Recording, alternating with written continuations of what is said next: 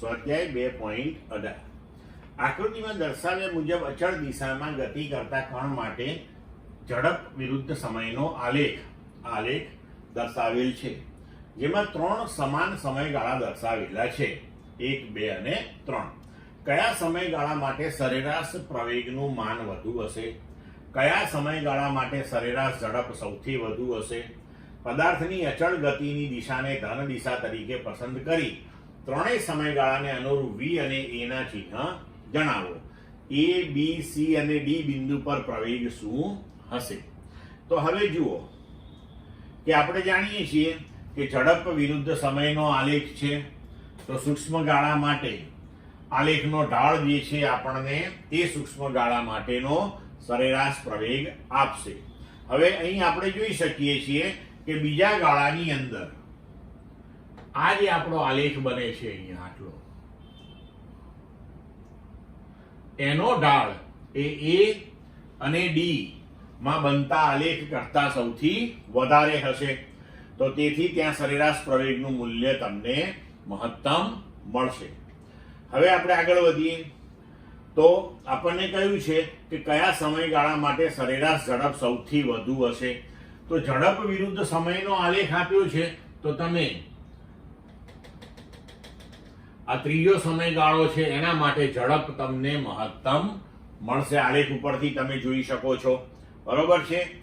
અને હવે અહીંયા આગળ D બિંદુએ તમે જો આ રીતનો આલેખ લેવા જશો, આટલો ભાગ, તો એ સમય અક્ષિસને સમાંતર મળે છે, તો એ કેસની અંદર તમને ઢાળ 0 મળશે, એટલે પ્રવેગ 0 મળશે.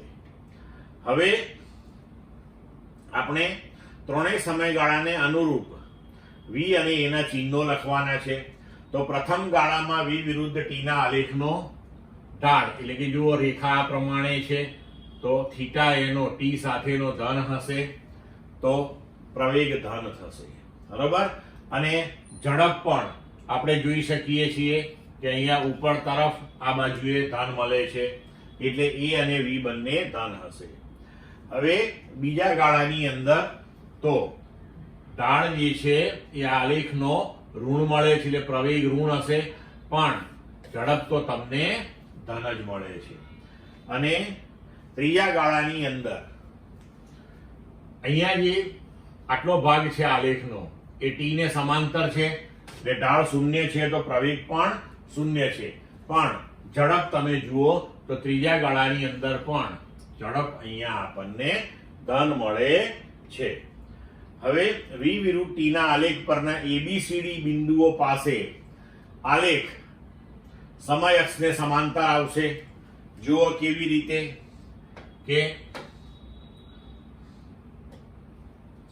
તમે A બિંદુ અહીંયા લઈ લો, તો ત્યાં તમે સ્પર્શક દોરો, B બિંદુએ તમે સ્પર્શક દોરો, C બિંદુએ તમે સ્પર્શક દોરો અને D બિંદુએ તમે સ્પર્શક દોરો. તો આ બધા જ સ્પર્શકો જે છે એ સમય અક્ષને સમાંતર છે, એટલે કે બધા જ સ્પર્શક માટે તમે ઢાળ શોધશો તો એ કેવા મળશે? 0 મળશે. તો આ દરેક બિંદુઓ પાસે પ્રવેગનું મૂલ્ય આપણને 0 મળશે. તો સ્વાધ્યાય પૂર્ણ થયું મિત્રો આપણું.